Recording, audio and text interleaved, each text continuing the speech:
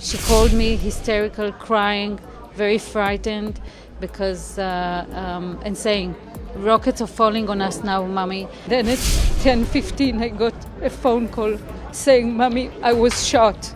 It's a phone call no mom should ever get. And I don't know, hundreds, but it's every time change. We call you, people of India and your government, to support Israel. All the time she's talking to me and saying, "Mommy, I'm afraid.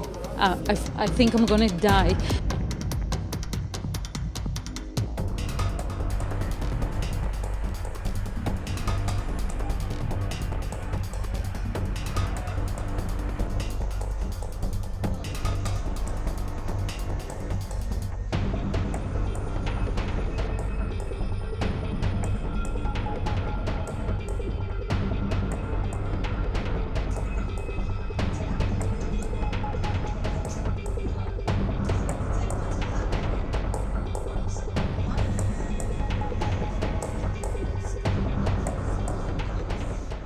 Now I'm a mother of 5 kids. My third one, Romi Gonen, is missing since Saturday noon. Romi was going to a party, an approved party, a big party with a lot of kids. Well, she's 23. She's not a kid anymore, but for me, she's my daughter. And at 6:30, she called me hysterical, crying, very frightened, because and saying, "Rockets are falling on us now, Mommy. We don't know what to do. It's an open space. We don't know where to go. We don't know where to hide. There is no shelter here."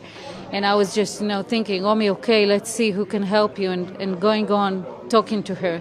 She was talking to me, either to me or to her elder sister, Yarden.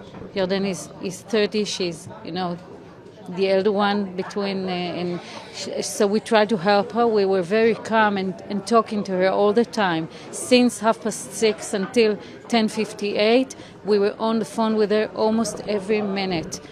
So they were trying to run away with the car of her best friend, and couldn't succeed because there was a traffic jam, because hundreds of cars that were trying to run away from the festival area. When they started hearing the shootings, because there were a lot of shootings around them, at first we thought it's just, a few terrorists, and we said, okay, go hide in the bushes. Somebody will kill them and then you can go out. But they moved from bush to bush, and all the time they heard the shooting around them and saw people coming and getting closer to the area they've been with. And then we decided to try and find somebody to take them out of there. Gaia Khalifa, her best friend that was with her, she called a friend that was in the party and already left the area, and he came back to rescue them, both of them. He managed to find them inside all this, chaos. And they went on his car, and together with them went on the car another guy that wanted to run away also, a kid named Ofir Tzarfati, which was also in the festival, and they were trying to run away. And then at 10:15, I got a phone call saying, "Mommy, I was shot." It's a phone call no mom should ever get. Our car was shot. The car is damaged. All of us are injured badly. Gaia is not answering to me. Ben, the driver, is not answering. And I'm here with another guy, and we are wounded. And the other guy, I heard him, he was crying, he was suffering, and he was saying, "My name is Ofir Tzarfati. Please call my mom and tell her I am here," and gave me her number. And I was on the phone with him since 10:15 until 10:58, and all the time I was saying, "Romi, tell us where you are. What is the color of the car, so we will be able somehow to maybe find you. What is the model of the car?"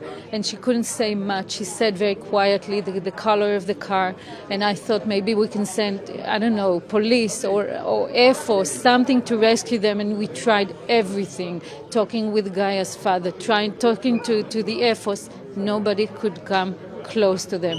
We didn't yet understood the massive, the quantity of terrorists that were there, but we understood the whole way it was jammed by terrorists. And then we started shooting. All the time she's talking to me and saying, "Mommy, I'm afraid. I think I'm going to die because I'm wounded." She was a medic in the army, so she knows how to deal with injuries. And I said, "Romy, you have to take care of yourself." And she said, "Mommy, I cannot move. I cannot do anything, not to me and not help Ophir." And I was hearing her talking to Ophir and calming Ophir, because I told them, "Guys, you have to be calm so you will not lose a lot of blood so we can rescue you." I still had in my mind a crazy idea that we will be able to help them. I'm a mother, that's what I do. I rescue my kids. That's my responsibility. But it wasn't possible, and I was on the phone with her, and I knew I was lying in 1 minute I knew I was lying, that we cannot help her. So I decided just to talk to her and make sure she knows she's loved.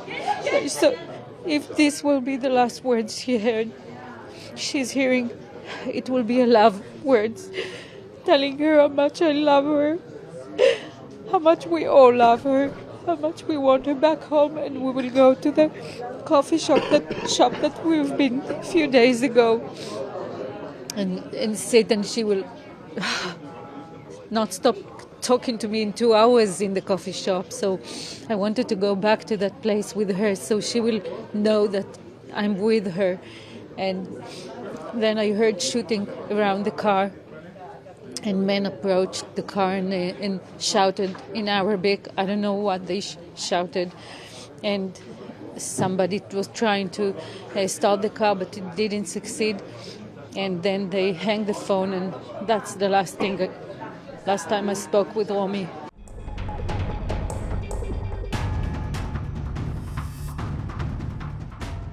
We also lost Roni. Roni is a 19 years old sweet girl, our baby girl, the first granddaughter in our family, the first baby that I ever held in my arms, of my beloved Sharon, her mother. She's a soldier at IDF. Her work is a lookout at the border, inside Israel territory. Not holding weapons, not doing anything, but watching the country and watching the people who were in their beds at 6:30 a.m. sleeping before everything started. And Roni called that morning to her mom, said, "Everything is okay, we're moving to the safe room." The next time she contacted us was from a different phone, not her phone, at 9:27 a.m., saying, "Mom, don't worry about me, I'm okay." And since then, we haven't heard from her, we haven't seen her.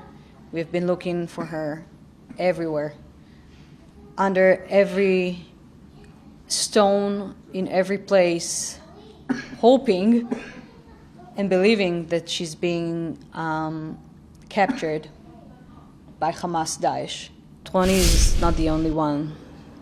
There are babies that were missing, kids are missing, women, elderlies who were literally disconnected from their oxygen tanks and went there by foot or on a motorcycle like it's a game. The last message that Roni sent her mom wasn't from her phone, from the safe room, from someone else's phone. And she said, "Mom, I'm okay, don't worry. I'm in the safe room, there's no reception here." Her mom wrote her, "I love you." And then she wrote, "Mom, I'm okay, don't worry about me, I love you too," with 3 hearts. Then her mom wrote her, "Okay, sweetheart, take care of yourself." This was the last message. I really believe that the international community, and India specifically, need to support us, need to support Israel against terrorism. You know terrorism in your own home. You know that it's not good terrorism. Hamas is ISIS. Hamas is Daesh. Hamas don't care about people's life. They care about misery of their own people. They don't care about the Palestinian people. All they wish is to kill. It's Israelis first at their border, and next it's other places in the world. They don't believe in anything, in my opinion. It's just an excuse to act as a murderer, to run in the streets as monsters. And we call you, people of India and your government, to support Israel. We're strong. We will win this fight. The international support is so important to us to get our people back from Gaza, to get our homes safe again. It will take years to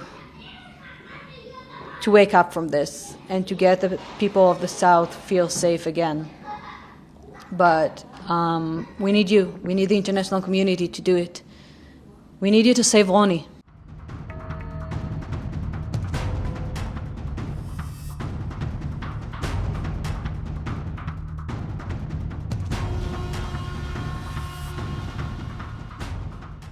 How many missing hostages families do you have any number? I can't, and I don't know. Hundreds. But it's every time change, because for good reason. At the beginning, more that people were found. My daughter was like that, one of them, and she was found alive.